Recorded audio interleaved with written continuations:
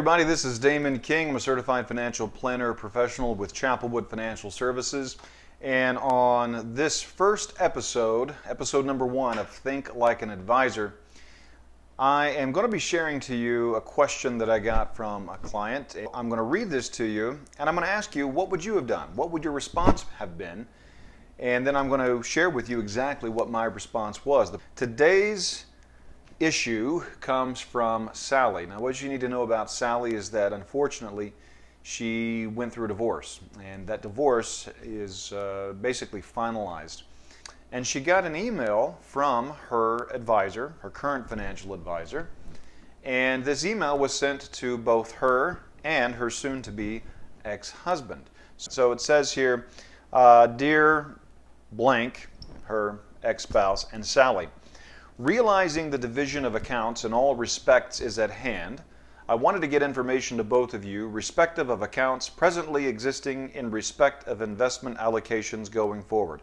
If you're confused, yeah, I was too. This guy has a little bit of issue with grammar, just basic grammar. I mean, I get the basic gist of what he's saying. He's like, realizing that you guys now are going to be dividing assets, I wanted to make some recommendations to you, which is entirely appropriate. That's what you should do. They're getting divorced.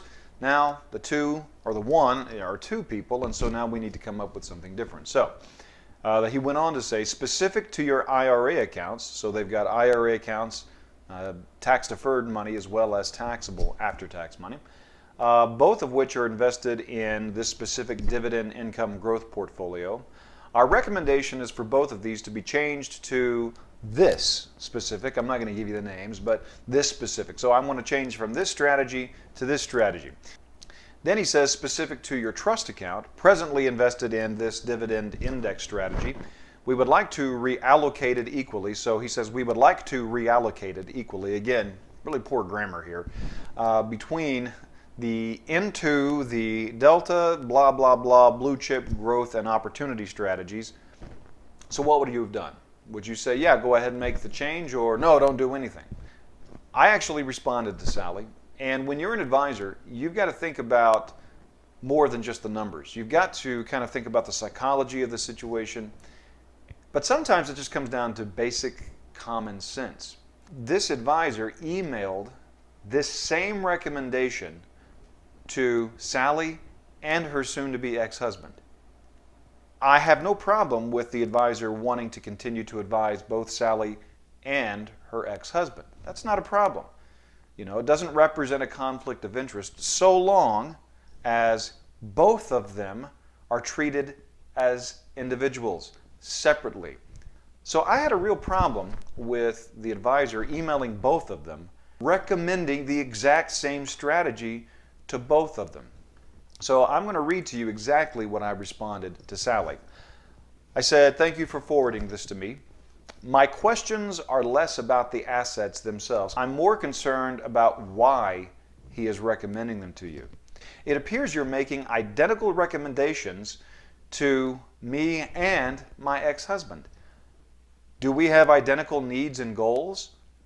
Are our risk tolerances, are our appetites for risk exactly the same? I need to generate some income from my investments. Are those strategies going to meet my need? Will the recommended changes make any impact on my fee that I'm paying? I said to her, the recommended assets appear to be quality ones. So I acknowledge that.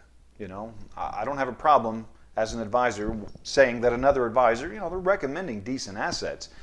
However, the fact that he recommended the exact same thing to you and your ex-husband seems to me that he's assuming that the needs of you and your husband as a married couple have not changed at all now that you're divorced and you are two individual people. Because in my experience with people who are divorcing, it's very rare that the needs of two people are the same as the needs of both of them together.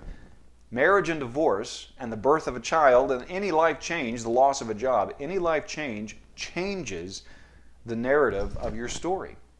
And so you can no longer advise based upon old information.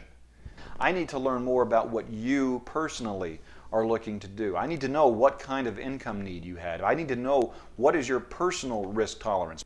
That's the first thing I would have done as their advisor, is to say, all right, we need to go back to square one and treat this as though we're starting all over. And I acknowledge that maybe he already does have this information, but Sally, I would want to know. I would ask your advisor, did you make these recommendations based on me and not based on what you knew about me and my husband before?